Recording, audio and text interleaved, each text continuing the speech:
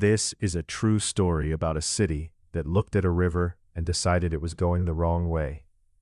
In the late 1800s, Chicago was growing faster than its pipes, streets, and politicians could keep up with. The city had a simple problem with a terrible consequence. Lake Michigan was the drinking water.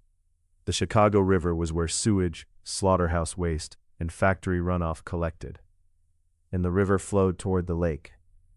Every storm could push more of the city's own mess toward the water people drank. Engineers tried tunnels, pumps, and smaller canals. Nothing was big enough for the city Chicago had become. So Illinois created the Sanitary District of Chicago in 1889. Its job was not small. Dig a new channel from the south branch of the Chicago River toward the Des Plaines River. Make it deep, wide, and controlled enough that gravity and water levels would pull the river away from Lake Michigan. In 1892, crews started cutting through earth and limestone. They built rail lines inside the worksite. Steam shovels bit into the banks. Dynamite broke the rock. Workers moved millions of cubic yards of material in brutal conditions. This was not a pretty Riverwalk project. It was a public health gamble, a political fight, and one of the largest excavation jobs in the country. Downstream communities objected, because Chicago's solution sent dirty water toward them instead. But Chicago moved fast. At the start of 1900, the final barrier was opened. Water that once moved toward Lake Michigan now moved away from it. The Chicago River had been reversed.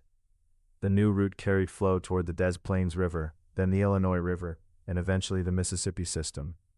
It protected Chicago's drinking water source and changed the map of American waterways. It also created a lasting responsibility, because moving pollution does not make it disappear. The same system that saved one city forced engineers, governments, and neighbors to keep arguing over water, health, and who pays the cost. That is what makes this story bigger than a canal. Chicago did not move a river with magic.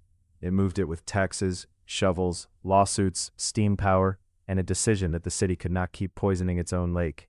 More than a century later, the Chicago River still runs through downtown like it always belonged there.